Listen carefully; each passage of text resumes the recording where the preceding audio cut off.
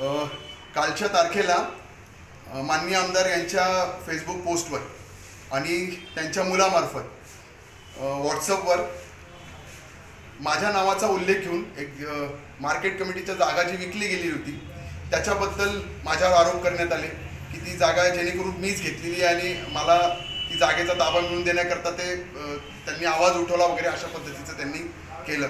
Number 1, ती जागा अमोल पंडितराव शिंदे यांनी घेतलेलीच नाही. त्या जागेशी माझा कुठलाही काही संबंध नाही. त्यांनी माझ्यावर चुकीचे आरोप केले म्हणून मी त्यांच्यावर अब्रू नुकसानीचा दावा दाखल करणार आहे. लवकरच त्यांना नोटीस पाठवली जाईल आणि कायदेशीर लढाई राहून त्यांना त्याच्यापासून मी न्याय घेणार आहे. नंबर 2, हा जो विषय बाहेर निघाला तर त्याच्याबद्दल सविस्तर लोकांना माहिती असावं म्हणून स्वतः माननीय आमदार असं म्हणतात की त्यांच्या काळात जेव्हा ती सत्ता होती तेव्हा 2008च्या सुमारास आसपास त्या मार्केट कमिटीने कर्ज घेतलं आणि ते आज पावतं कर्ज फेडलं गेलं नाही किंवा ते नियमित कर्ज फेडू शकले नाही. आणि जेव्हा बँकेचं कर्ज आपण फेडू शकत नाही आणि त्याच्याकरता दिलेल्या ज्या जागा तारण असतात तर त्या जागा विकून बँक त्याचं कर्ज वसूल करत असतं. त्याच्यानुसार 2008 साली किंवा त्याच्या 9-10 साली घेतलेल्या कर्जाकरिता मार्केट कमिटीने पणन मंडळाची परवानगी घेऊन कसगावची जागा असेल, भडगावची जागा असेल, पाचोऱ्याची जागा असेल, ह्या जागा विकलेल्या यापूर्वी लिलाव करून विकलेल्या आहेत. आणि या संपूर्ण कारकिर्दीमध्ये माननीय आमदारांची कधी सत्ता होती किंवा ते स्वतः आमदार होते त्यांना हा सगळ्यात ज्ञात आहे. आता ह्या जागेच्या संदर्भात बोलायचं झालं तर मागील साधारण 1.5 ते 2 वर्षापूर्वी ही जागा ऑलरेडी विकली गेलेली आहे. माननीय आमदार साहेबांनी 2-3 मुद्दे उपस्थित केली. पहिला मुद्दा आज त्यांनी असा उपस्थित केला की ह्या जागेची किंमत 9 कोटी रुपये होती, जी जागा 4.5 कोटी रुपयाला असं काहीतरी ती विकली गेली असं ते म्हणाले. पहिली गोष्ट, ज्यावेळेस सतीश बापू शिंदे सभापती होते आणि जेव्हा ही जागा विकली जात होती तेव्हा ह्या जागेची किंमत 6-6.5 कोटी काहीतरी असेल. त्यावेळेस सतीश बापू शिंदे यांनी या जागेची किंमत 9 कोटी रुपये करून आणलेली होती की जेणेकरून ही जागा योग्य त्या किमतीला जर विकलीच गेली तर गेली पाहिजे. म्हणजे त्यावेळेस सभापती कोण होते? सतीश बापू शिंदे होते. त्यांनी स्वतः हे पेपर चेक करावे आणि त्यांनी मीडियासमोर तुमच्या समोर येऊन दाखवावे की कोण होतं. त्यावेळी त्यांनी ते भूलथापा आणि चुकीच्या गोष्टी करू नये. आणि त्यांनी दुसरा असा त्यांनी मुद्दा मांडला की ही जागा विकली गेली तेव्हा मार्केट कमिटीला माहितीच नव्हतं. साफ खोटं. ही जागा विकण्याकरता साधारण 2 ते 3 वेळेस लिलाव झालेत. ह्या लिलाव झालेल्या प्रोसेसमध्ये मार्केट कमिटीला वारंवार पत्र येत होते, बँकेला पत्र येत होते, सचिवाला पत्र येत होते.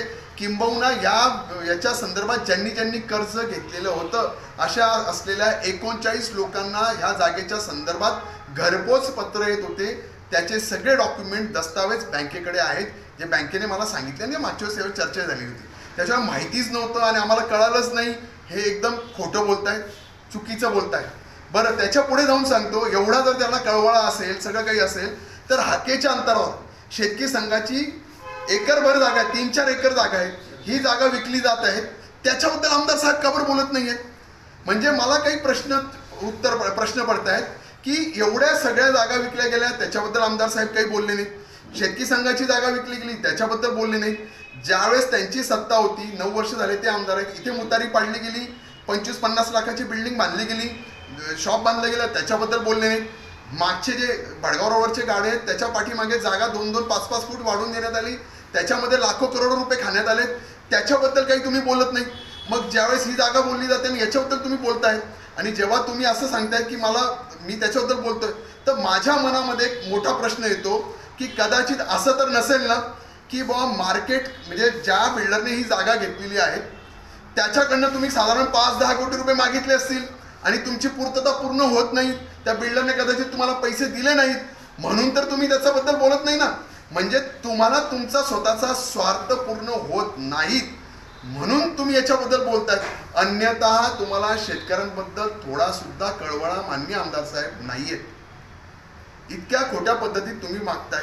जर तुम्हाला तुम्ही तिथे विधान भवनामध्ये मंत्री महोदयांनी घोषणा केली की आम्ही 5 कोटी रुपये देऊ इच्छितो, मग तुम्ही 9 वर्ष सत्तेत होतात, मागील 4.5 वर्ष सुद्धा तुम्ही सत्तेत होतात, मग त्यावेळेस का तुम्ही पणन मंडळाकडनं कर्ज करून घेतलं, आणलं आणि फेडलं नाही? खरं तर मला जे माहिती आहे माझ्याकडे जे पत्र आहेत, पणन मंडळ कर्ज फेडण्याकरता मार्केटला पैसे देऊच शकत नाही. मग ते म्हणतात की आम्हाला मिळालं तर त्यांनी सांगावं. आता तिसरा आणि महत्त्वाचा मुद्दा जागेच्या हस्तांतरण करता. नोव्हेंबरमध्ये जागेचा मार्केट कमिटीचा दावा DRT कोर्ट औरंगाबाद इथे फेटाळला जातो.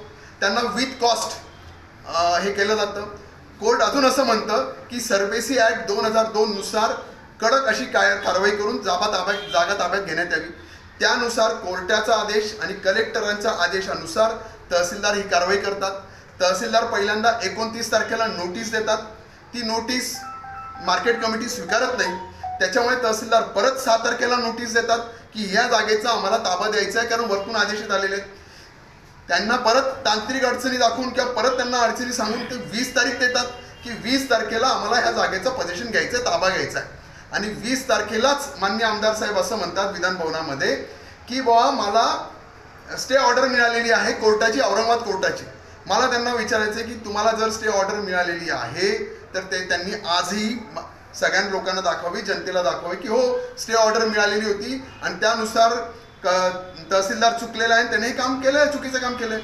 पण मला जे माहिती मिळाली, जे मला कळालं की जोपर्यंत हस्तांतरण केलं जात होतं, तोपर्यंत ताबा घेतला जात होता, तोपर्यंत कुठल्याही प्रकारची स्टे ऑर्डर मार्केट कमिटीने घेतली नव्हती.